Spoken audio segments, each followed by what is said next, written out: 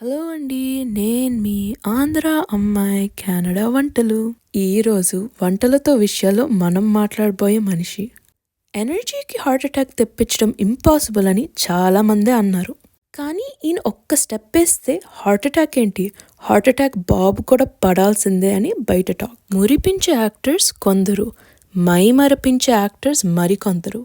ఈయన మాత్రం యూత్ఫుల్నెస్తో ఆకర్షించి టాలెంట్తో ఆకట్టుకునే రకం. ఈయన గారు డైలాగ్స్తో క్రికెట్, డ్యాన్స్తో బాస్కెట్బాల్ అండ్ యాక్టింగ్తో టెన్నిస్ ఆడుకునే రకం. నాకు అప్పుడప్పుడు అనిపిస్తుంది మన్మధుడు బాణం వదిలినప్పుడు ఈయన కళ్ళల్లో ఇరుక్కుపోయిందేమో అని. అంటే కళ్ళల్లో కళ్ళు పెట్టి చూసే ప్రతి అమ్మాయి పడిపోతుంది కదా, అందుకని. అదే అండి నేను మాట్లాడుతుంది మన dynamic and energetic lover boy Ram Pothineni గురించి.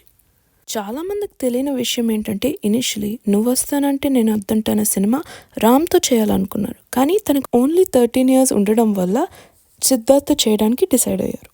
ఏంటంటే ఈయన యాక్చువల్లీ స్కూల్లో చాలా బాగా చేసేవాళ్ళు, కానీ బయటికి బాగా చదువుకున్నాడని తెలిస్తే సినిమాలు ఆపిస్తారేమో అని చిన్న భయం ఉండేది.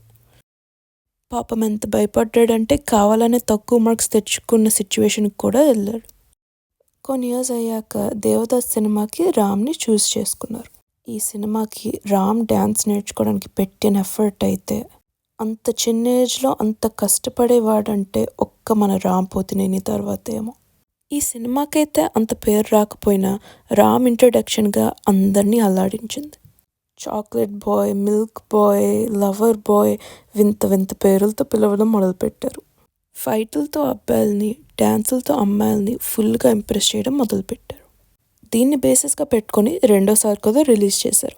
రెండోసారి రిలీజ్ చేశాక ఇంకా బ్లాక్ బస్టర్ హిట్ అయింది. జగడం మూవీ హిట్ అవ్వకపోయినా నాకు పర్సనలీ చాలా ఇష్టం. అలాంటి సినిమా తీయాలి, రామ్ లాగా యాక్టింగ్ చేయాలంటే ఒక జన్మెత్తాలనే చెప్పాలి. నెక్స్ట్ వచ్చిన రెడీ సినిమా అయితే మాటల్లో చెప్తే సరిపోదేమో. ఇప్పటికీ మోస్ట్ రీవాచ్డ్ మూవీ. మస్కా, గణేష్, రామ కృష్ణ కృష్ణ, కందిరీగ లాంటి సినిమాలతో ఈ అబ్బాయి చూడ్డానికి అమాయకుడు, మాటల్లో మాత్రం ఎంతో ముదిరిపోయాడని అమ్మాయిలందరూ గుర్తించడం జరిగింది. పండగ చేసుకో లాంటి మూవీస్తో కామెడీ, నేను శైలజ లాంటి మూవీస్తో family emotions and finally iSmart శంకర్తో మాస్ యాంగిల్ కూడా చూపించారు. ఉన్నదొకటే జిందగీ మూవీతో అయితే ఫ్రెండ్షిప్లో కూడా ఇంత ప్రేమ ఉంటుందా అని గుర్తు చేశారు. మోస్ట్ డిజర్వింగ్ ఫర్ సక్సెస్ ఎంతోమంది ఉన్నా వాళ్ళందరి మీద కూడా రామ్ ఒక మెట్టు మీద ఉంటారని నేను నమ్ముతున్నాను. అందరికీ కనిపించేలా కష్టపడే వాళ్ళు కొంతమంది ఉంటే, ఎవ్వరికి కనిపించకపోయినా ఎక్కువగా కష్టపడే మనిషే రామ్. అలాంటి గ్రేట్ యాక్టర్కి ఎన్నెన్నో గ్రేట్ మూవీస్ రావాలని మనస్ఫూర్తిగా కోరుకుంటూ సైనింగ్ ఆఫ్.